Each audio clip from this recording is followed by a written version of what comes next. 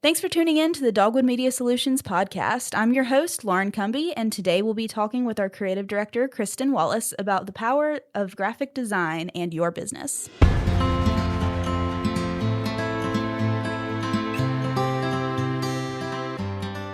Hi, and welcome to the Dogwood Media Solutions podcast. I'm your host, Lauren Cumby, and today we're hanging out with our creative director, Kristen Wallace. What's up? Thanks for being with us today. Thanks for having me. This is exciting. My podcast debut. Yes, the debut. I hope that we get to have everybody on here at some point, but there's only so many podcasts and there's a lot of us, and not everybody wants to be on the podcast. It's true. So maybe we'll convince some of the quieter ones to get on here at some point. So Kristen has been with Dogwood for 2 years now, and she was hired on as a graphic designer and has moved up the ranks to creative director and manages a team of other creatives. So Kristen, tell us a little bit about how you ended up at Dogwood. Yeah, so I graduated from college in 2019. I went to the University of Alabama. Roll Tide, I have to say that. The program that I went through was a creative advertising program, so we did a lot of marketing, advertising, graphic design type things. So I graduated from there, and then I worked in Tuscaloosa for a little bit for a sports marketing company. Mm-hmm. And then after my contract ended there, I was looking for a new job and then got connected with Brian at Dogwood in Montgomery and moved here, and I've been here for a little over 2 years since. So yeah, kind of crazy. That is kind of crazy. Doesn't feel like it's been that long. Do you ever think you'd be in Montgomery, Alabama? Absolutely not. I feel like I was talking to a girl recently after I moved here who had also just moved here. And we kind of came to the conclusion, we're like, I feel like people don't really plan to come to Montgomery. Mm-hmm. You just kind of end up there. Yeah. But at the same time, a lot of people, once they live here for a while, it's like, okay, it gets a bad rep, but it's not as bad as people make it out to be. Yeah. I mean, I feel like the people that give Montgomery the worst rep are the people that were born here. Mm-hmm. But I feel like that's true everywhere. Like, you know, you never want to be in the place where you grew up. Right. Exactly. There's just something about that. Yeah. As somebody who grew up here and is still here, it does get better. Mm-hmm. So, you know, it gets a bad rep. But it's been good. Kim was the person that connected us, right? Shout out to Kim if she's listening. I wouldn't have a job if it weren't for Kim. We'll have to send it to her so she can hear her shout out. Kim Andrews was my BCM campus minister at UA, and she used to work with Brian. And so when she knew I was looking for another job, she was like, oh, well, I'll connect you to this guy. And then the rest is history. So what is it about graphic design that you just really love? Like, why make it your whole career? So, fun story. When I started college, I started as a social work major. That's different. Yeah. Very different than what I'm doing now. That lasted a whole one semester. And then I switched from social work because I realized that I don't have the type of personality for social work. It takes a really special person to be a social worker. Yeah. And I am not. But, you know, self-awareness is key. So I switched to PR and then did that for a little bit. And then at Alabama, the advertising and public relations majors are in the same department. Mm-hmm. And so then I just kind of did a shift to advertising from PR. And then from that, I started doing graphic design classes and a graphic design minor. I really didn't expect to go into some sort of like artistic career. So when I was a kid, I wanted to be an artist. And I had all of these drawings. They weren't good because I'm not good at painting or drawing or any of that. Some people assume that graphic designers are good at that, and some graphic designers are good at that. I'm not one of them. But as I got older, and then I was always sort of more creative minded, just not so much in the traditional art sense. And then I ended up having to take a few graphic design courses as part of my advertising major. Like, they were just requirements. I didn't even want to take them. And I was like, oh, this is pretty fun. And so, yeah. And then I did a graphic design minor and started taking more classes. And that's kind of how I got into it. And I feel like one of the things about graphic design that I really enjoy is that it's almost like problem solving, which to an extent, a lot of marketing is problem solving. Right. But graphic design, I feel like it's kind of like a puzzle. You know, it's very satisfying to figure out the perfect layout or the perfect design that kind of works and solves the problem and communicates the message that you're trying to communicate to your audience. And I think that's a unique aspect of art that I enjoy doing. Yeah. So. Random question. Did your art classes involve you having to like draw boxes? Boxes? I don't think so.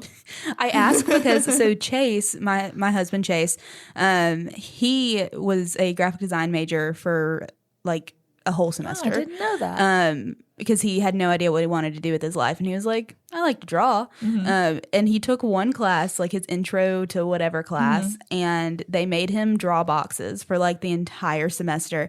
And I later found out that he just stopped going to class after like I don't know 6 weeks or something, because he was tired of drawing boxes. And amazing. I mean, I would get tired of that too. I took one class where we had to draw like each project was a different shape, and so we did do one that was circles and we did one that was lines. We never did boxes, but it was only like one project. It was never a whole class, because I remember I did these little half circles and then I filled some of them in so they looked like little bunny rabbits. And everyone else in my class had these really deep meaningful art pieces, and I had little bunnies hopping around the page. You like go up to present and you're like, bunnies. Yeah, that was literally how it went. That's great. That was great. All right. Well, I guess we'll move into the blog. So this blog that we're diving into a little bit deeper is about the power of graphic design for businesses. And so actually Beth wrote this blog just because Beth is one of our writers. But typically when she writes things that are outside of her wheelhouse, she talks to our other folks. And so that's why we're talking to Kristen today, because that makes the most sense. So why is having visual elements, whether it's a graphic or photos or whatever, important in blogs, social, all the places? So people are very visual learners, I think. And not everyone, but for the most part, I think we are all, to an extent, very visual learners. And I think at the same time, especially in marketing, when you're trying to get a message across, you have to be as concise and simple as possible. Not because people aren't smart enough to understand it, but because we are very protective of our time in this day and age. Right. And I think there are so many things vying for our attention. So when you're scrolling through a website or you're scrolling through social media, like you don't have time to stop and really try and figure out what something is, or if you have the time to pay attention to it or not. And so I think visuals are such an important aspect of that, because it's that thing that catches someone's attention. It's that thing that catches their eye that makes them want to read the words that are associated with that visual. Right. And I think if you don't have that, then you are going to have a really hard time grasping people's attention, just because of everything. I mean, we have so many screens, so many things. And I think all of that is to our benefit for the most part. I mean, there's obviously pros and cons. But, you know, it's just how technology is advancing. And I think we also have to adapt our messaging to adjust with technology. Yeah. So I was actually talking to Dominique, one of our newest social media folks, this morning about why we make sure that there's a graphic or an image or whatever with all of our social posts.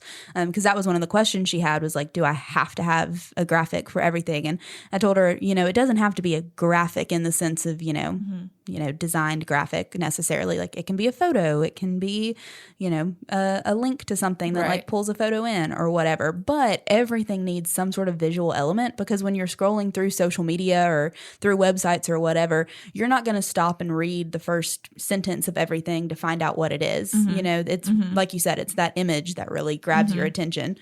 So with that being said, why is it important to make sure that those design elements are good, i.e. you get a professional and not your teenager to do it?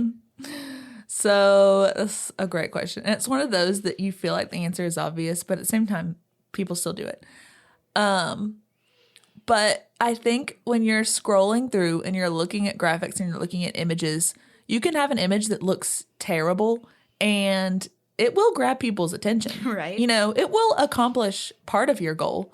But at the same time, you don't want to grab people's attention for the wrong reasons. And if something is poorly designed, sometimes people won't notice it. There's a group of people that will not notice if something is poorly designed, and that's fine. But there is also a large amount of people that are going to notice, because even though everyone in the world is not a graphic designer, everyone in the world is not an artist, a large amount of people have good taste of what looks good and what doesn't. And so you have to cater your product to those people. And if you're putting stuff out that doesn't look good, then that also reflects whatever service you're trying to offer. if you can't present it in a way that is visually appealing, then those people are going to say, well, why should I use this service? Because clearly they're not very good at every aspect of what they're doing. And not that I think people have this expectation that they do have to be good at all of the little pieces. And you don't have to be good at all the little pieces, but it is important to find someone that is good at that part for you so that you can still accomplish that goal. Because people are like, well, I'm a neurosurgeon. Why does my design have to look good? I just got to be able to operate on people's brains. That's true. I don't care if my neurosurgeon can design well, but it is important that my neurosurgeon knows what he's doing and is informed. And if I can't see that from his branding, then I'm not going to look much further to get to that end goal that you want. Yeah, I mean, if you go to, a website for a neurosurgeon, since that's the example we're giving, like if their website looks awful and looks like a 12-year-old made it and it doesn't make sense and it's hard to navigate and there's no visuals anywhere, like that seems kind of sketchy. I mean, everybody has done this. Like you go to a website to learn more about a company and you go, oh, never mind. So everybody knows this. Like I feel like when you think about it, everybody goes, oh, yeah, that makes sense. Yeah. But before they think about it, they're kind of like, oh, well, why does that matter? As long as I'm good at my job. Right. And if you think about the brands that, are the most popular that we identify with that, really stand out, most of them have good design. There are no big corporate brands that we all look at that have made it this far in their companies and been this successful that have bad looking design. It all is well done because that's an investment that's important for you to be able to take your product farther. Yeah. So similarly to that, how do we make sure that things still look good now? Like, for example, Coca-Cola or Pepsi, like those companies were created like 100 years ago or something like that. And their brand has stayed like mostly consistent, but obviously it looks different now than it did then. And, what looks good now in 2023, if we looked at something from 1980, we'd probably be like, ugh, that's not so great anymore, even though it was awesome back then.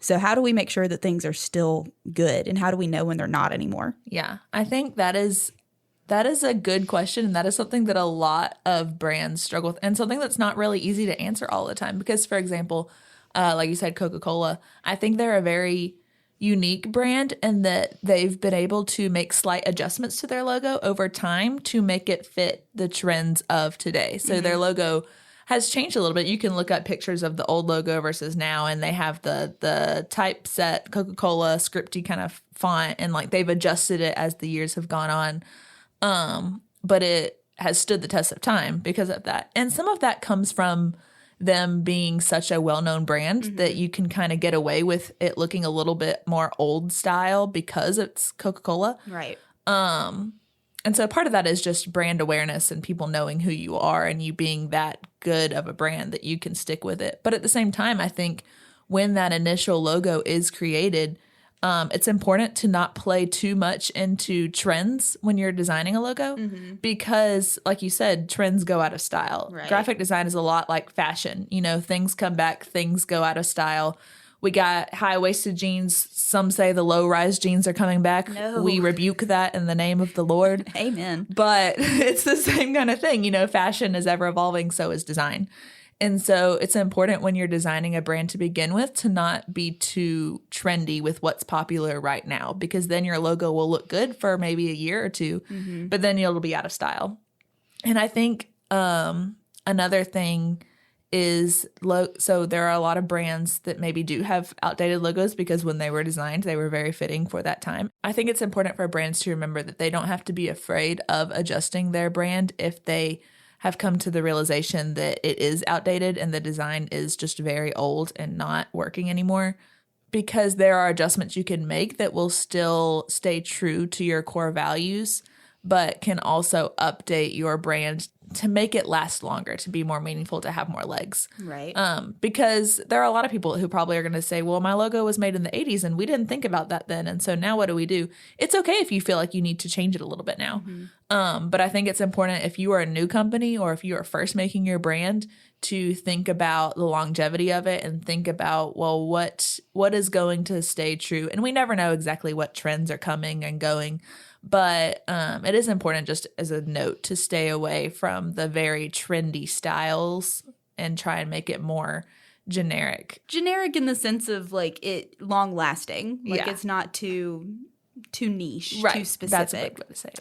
Yeah. So similarly, let's say that somebody has come in with a logo that they're like, my grandma drew this logo in the 60s and I'm super attached to it. How do we feel? Would you encourage people to stay away from things that they're like super attached to when it comes to design and logos? Is there value to that as far as, you love it, therefore you're going to sell it more? Is there a balance between those kind of things? I think there is a balance. I think one thing that's unique about, if someone came in with something their grandma drew from 60 years ago, I think that is a personal element that a lot of brands don't have. I think there are a lot of logos out there today that are very generic. And they might stand the test of time for a while, but they also might not have any meaning behind them. Right.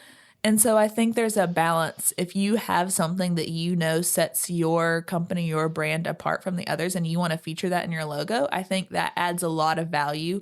And that's also something that's going to make it have that longevity, because that personal connection that you have to it is not going to go away. That story behind why it was made is not going to go away.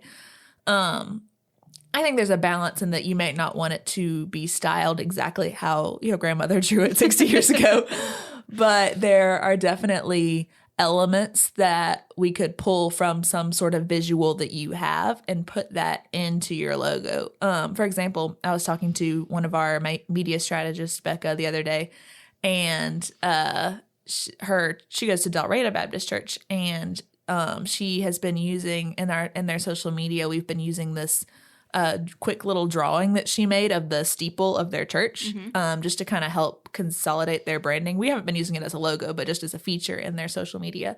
And the other day she was at church and someone came up to her and showed her this like pamphlet from like years ago, just an old printed thing they had. And apparently their old logo used to have that exact same steeple featured on it. And then at some point they changed to a different logo, but they had used it so many years ago. And so now, not even intentionally, but it's like we're being able to like kind of bring that element back into their branding, which is kind of cool. Yeah, that is really cool. So similarly to that, what is the purpose or the reasoning behind being consistent in your design elements? Whether, I mean, not necessarily your logo, but, all the things, colors or the feel, the vibe, those kind of things, whether we're talking about the website or graphics or, blog posts, all that kind of good stuff. I think, for example, let's say we'll take our Dogwood social media as an example. Let's say we're putting out all of these posts and they all look great, but they all look different. Like they don't have the same colors, they don't have the same fonts or whatever. They might still accomplish some of our goal. It's still going to get a message across. It might catch some people's eye and they'll say, oh, that looks nice. But there's not going to be any consistency there as people are viewing it multiple times. But by using elements, like we have this topographic map that we use and our certain colors and our fonts that we use, then people scrolling through and seeing those are going to start subconsciously associating those elements with our brand. And so they'll be scrolling through. I'll do it. Obviously, I see our things more often than others, but like I see that green color or that map and it catches my eye. I'm like, oh, that's a Dogwood thing. Oh, that's this thing. And we do that with all kinds of brands. Like you see something and you know who it's associated with because they have done such a good job of incorporating it into their brand. And so I think that is just important if you want people to remember your brand. I think you can still get messaging across without consistency, but you're not going to accomplish nearly as much as you could if everything was consistent and everything is coming from the same source and has the same look and the same feel. And then also as a whole, it just looks more professional. It looks more put together. It looks like you've put thought behind your brand rather than just throwing things out there that might still look good, but don't look the same. Yeah. Yeah. I always think about what was it, 2 or 3 years ago when Doritos did that commercial where like they never said Doritos, they never put the logo up, but they were like, what this is about. Yeah.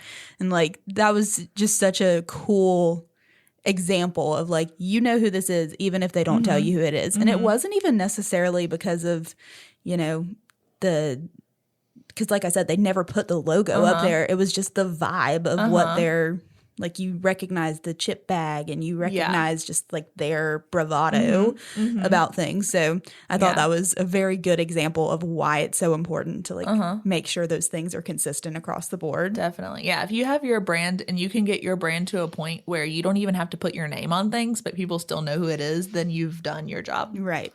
Yeah. Exactly. Well, thank you so much for explaining a little bit more about why design is so important. It was really fun having you on as a guest. Absolutely. Hopefully we'll have you on again sometime in the near future. Yeah. Next episode, Brian will be interviewing our senior web developer, John Furr, and giving y'all the inside scoop on what it's like being a developer here at Dogwood. If you like what you're hearing, you can head on over to dogwoodmediasolutions.com and check out our other blogs. We have 4 years worth of blogs there for you to check out and learn all kinds of things, whether it's about graphic design or social media or email marketing, whatever it is, we probably have content about it. If you want to connect with us on social media, you can also find us, all of our links on our website. That's an easy way to find us. And then, last but not least, if you haven't subscribed and reviewed our podcast yet, please do so. That helps us a lot with getting this information out to the people that need to hear it. So thanks for tuning in to the Dogwood Media Solutions podcast. And until next time, happy marketing.